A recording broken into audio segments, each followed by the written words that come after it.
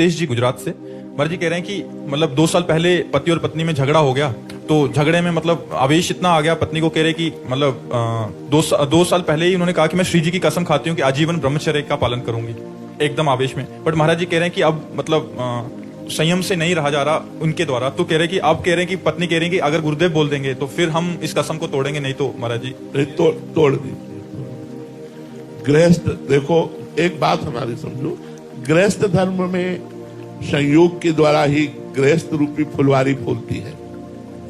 एक बार हम किसी महापुरुष का आश्रय लेकर ही बोलते हैं, मैं ऐसे नहीं बोलते मनमानी।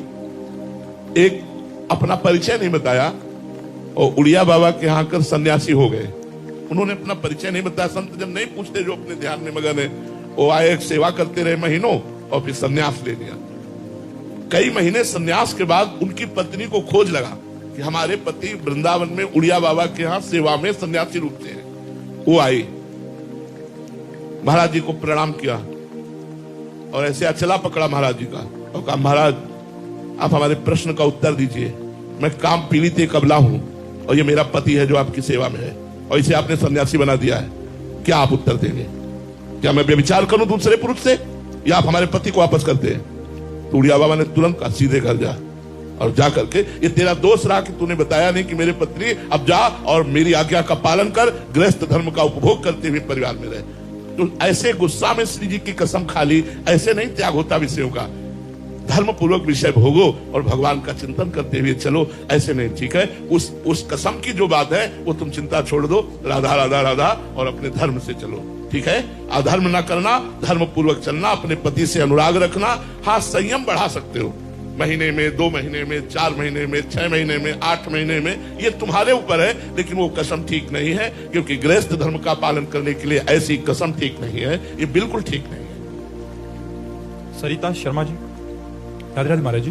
गुरुदेव भगवान, आपके श्रीमुख से माता शबरी जी का चरित्र सुनने को मिला महाराज जी। माता शबरी जी के भाव निश्चल प्रेम, अटूट विश्वास और परम सरलता के प्रतीक हैं महाराज जी। वे भगवान श्री राम के प्रति समर्पण, धैर्य पूर्वक प्रतीक्षा, निष्काम नहीं, राम के प्रति नहीं, गुरु के प्रति। शबरी जी का अपने गुरु जी के प्रति था।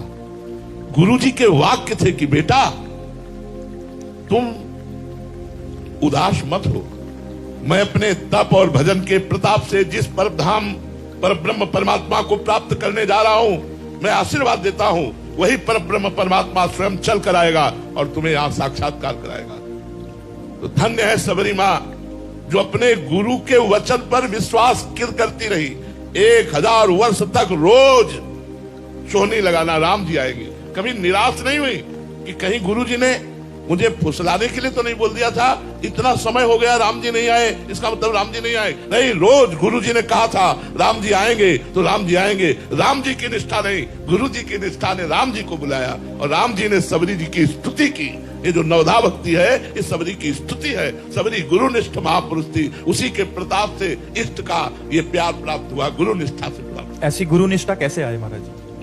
भगवान से प्रार्थना करो, भगवान से प्रार्थना करो कि अपने गुरु को मैं परब्रह्म में स्थित देख पाऊं, परब्रह्म रूप देख पाऊं। गुरु को प्राय लोग मनुष्य ही मानते हैं, मनुष्य रूप ही देखते हैं। कहेंगे जरूर कि गुरुर ब्रह्मा, गुरुर विष्णु, गुरुर देव महेश्वरा, गुरु साक्षात परब्रह्म तस्मै श्री गुरुवे नमः। लेकिन परब्रह्म में निर्दोष दृष्टि होती है। अपने गुरु में दोष दृष्टि ना रहे और परब्रह्म बुद्धि रहे तो भगवान का मिलना दुर्लभ नहीं। गुरु कृपा ही केवलम, सब कुछ प्राप्त हो जाए अगर गुरु भगवान को परब्रह्म मान ले, भगवान का रूप मान ले। लेकिन बड़ा कठिन है, बड़ा कठिन है। हम मूर्ति में भगवान मान सकते, लेकिन गुरु को साक्षात भगवान नहीं मान सकते। गुरु में भगवत बुद्धि हो जाए कुछ दुर्लभ नहीं है, कुछ दुर्लभ नहीं। लेकिन गुरु में भगवत बुद्धि होना बहुत कठिन है, ये हम कह रहे हैं। क्यों? क्योंकि मनुष्य जैसी चेष्टाएं करते हैं तो हमारी भगवत बुद्धि नहीं हो पाती। अगर गुरु में उनकी किसी चेष्टा में दोष दर्शन न हो और भगवत बुद्धि हो जाए तो बेड़ा पार हो।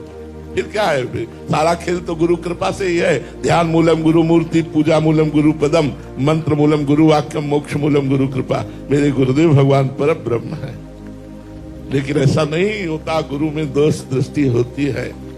जहां गुरु में मनुष्य बुद्धि है, प्रसाद में अन्न बुद्धि है, चरणामृत में जल बुद्धि है, श्री विग्रह में पाषाण या धातु बुद्धि है, वो कभी भगवत प्राप्ति नहीं कर सकता। गुरु में ब्रह्म बुद्धि हो जाए, साक्षात भगवान गुरु रूप में पधारे हैं। बंदो गुरुपद कंज कृपा सिंधु नर रूप हरि, महामोह तम पुण्य जासु बचन रवि कर। जे गुरु चरण रेणु अनुरागी, ते लोकहु बेदहु बड़ भागी। जे गुरु चरण रेणु सिर धरहि, ते जन सकल विभव वश करहि। गुरु के चरणों का अनुराग पैदा हो जाए, दुर्लभ क्या, इष्ट तो पीछे डोलेगा। अगर गुरु भक्ति है तो गुरु प्रसन्न साहब अनुकूला, साहब तो पीछे डोलेंगे, गुरु को पकड़ लो। लेकिन लोग गुरु को छोड़ देते, साहब को पकड़ना चाहते तो साहब हाथ नहीं आते, साहब हाथ नहीं आते। गुरु सेवा तज करहि जबानी, यह है अधर्म यह है सभानी। कान नरिस्कन में रहे, मंत्र लिया और गुरु की अवहेलना करके गुरु को छोड़ दिया, अवज्ञा कर दी। अब तो सब हो जाएगा, कुछ नहीं होगा, माया बांध के पटक देगी, संसार के भोगों में ही रहोगे। भगवान के साक्षात्कार की योग्यता तो गुरु कृपा दुलार से आती है। गुरु कृपा दुलार कर देते हैं, माया हट गई और भगवान का साक्षात्कार हो। अर्चना जी, राधे राधे महाराज जी। महाराज जी, क्या कोई ऐसा कार्य है जो प्रभु भी नहीं कर सकते? कोई कार्य नहीं है सर। कर तुम जो करना चाहिए वो भी कर सकते हैं, अकर तुम जो नहीं करना चाहिए वो भी वो कर सकते हैं। अन्यथा कर तुम जो करने और ना करने से भी अलग है, उसको भी कर सकते हैं। कर तुम अकर तुम अन्यथा कर तुम, सर्व समर्था साईश्वरा। क्या नहीं कर सकते? कोई कार्य ही नहीं बना ऐसा जो उन्होंने बनाया ना हो, वो कर क्यों नहीं सकते? क्या नहीं कर सकते? आपने बताया था कि किसी का अमंगल नहीं कर सकते। क्यों होता नहीं है क्या? क्यों होता नहीं है क्या? उसका मंगल नहीं कर सकते जो शरणागत है। नहीं तो तिनकर काल रूप में भ्राता। अगर एक को 9 किशोर दिखाई दे रहे हैं तो एक को महाकाल विराट रूप दिखाई दे रहे हैं। वही है, वही मंगल है, वही अमंगल है, वही स्वर्ग है, वही नरक है, वही धर्म है, वही अधर्म है, वही सब कुछ है, उसके सिवा कुछ नहीं है।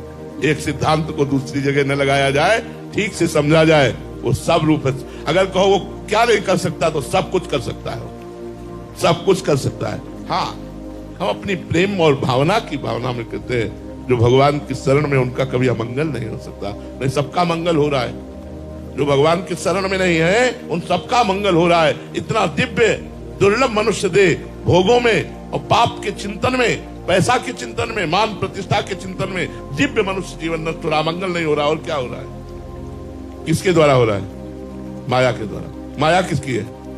भगवान की। वो क्या नहीं कर सकता है? अरे यार, जहां सुई का धागा नहीं जा सकता वहां से अनंत ब्रह्मांड पार कर सकता है। वो जहां से सुई का धागा नहीं जा सकता वहां से वो अनंत ब्रह्मांड पार कर सकता है।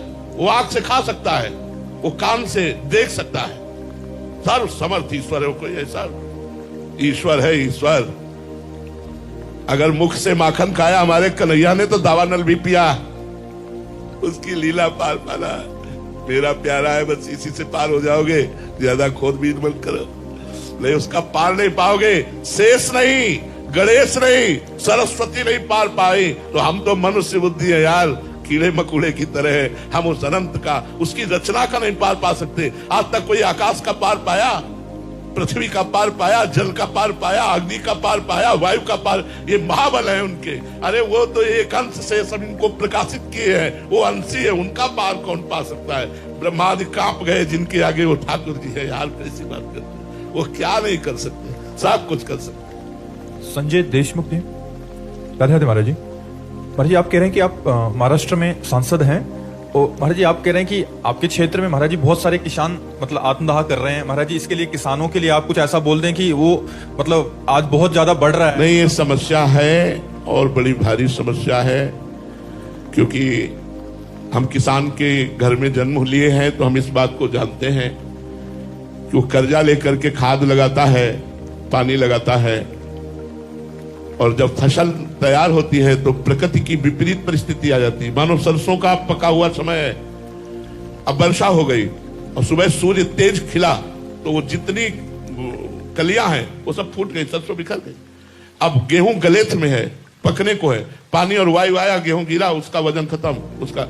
अब वो बेचारा कर्जा लेकर के खेती किए है, कर्जा लेकर खाद पानी लगाया है, बेटी का ब्याह करना है, बच्चों को पढ़ाना है, अब उसको एक ही रास्ता सूझता है।